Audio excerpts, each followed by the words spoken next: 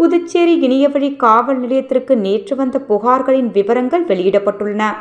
பொதுமக்கள் இதுபோன்ற இணையவழி மோசடிகளில் சிக்காமல் இருக்க இந்த புகார்களின் விவரங்கள் வெளியிடப்படுவதாக போலீசார் தெரிவித்துள்ளனர்.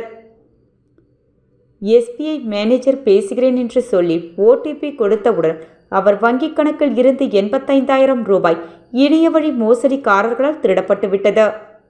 உடனடியாக லோன் கொடுக்கிறோம் என்ற ஆப்பில் 28,000 ரூபாய் பணத்தை கடன் வாங்கிய பிறகு 35,000 ரூபாய் செலுத்திவிட்ட பிறகும் நாங்கள் கேட்கின்ற பணத்தை கொடுக்காவிட்டால் உங்களுடைய புகைப்படத்தை நிர்வாணமாக சித்தரித்து உங்கள் உறவினர்களுக்கு அனைவருக்கும் அனுப்பிவிடுவோம் என்று மிரட்டி இன்னும் பணம் கேட்டு வருகின்றனர். பல்வேறு நபர்களுக்கு உதவி செய்ததை ரீல்ஸாக எடுத்து இன்ஸ்டாகிராமில் வெளியிட்ட உண்மை நபருடைய வீடியோவை எடுத்து வேறு ஒரு நபர் நான் இதுபோன்ற மக்களுக்கு உதவி செய்கிறேன் என்று அனுப்பி பல்வேறு நபர்களிடமிருந்து பணத்தை பெற்றுவிட்டதாக புகார். போதை ஒழிப்பு பிரிவிலிருந்து உங்களை டிஜிட்டல் அரெஸ்ட் செய்துள்ளோம் என்று மிரட்டி பணம் பறிக்க முயற்சி. அவர் விழிப்புடன் இருந்ததால் பணம் இழப்பிலிருந்து தப்பித்தார். உங்களுக்கு 3 லட்சம் ரூபாய் லக்கி பிரைஸ் விழுந்துள்ளது.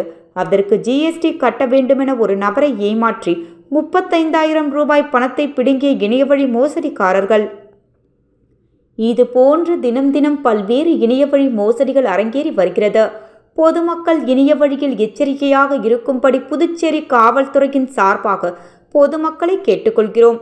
இணைய வழியில் வருகின்ற விளம்பரங்கள், லக்கி பிரைஸ், டிஜிட்டல் அரெஸ்ட் போன்ற எதையும் நம்பி பணத்தை ஏமாற வேண்டாம் என அறிவுறுத்தப்பட்டுள்ளது.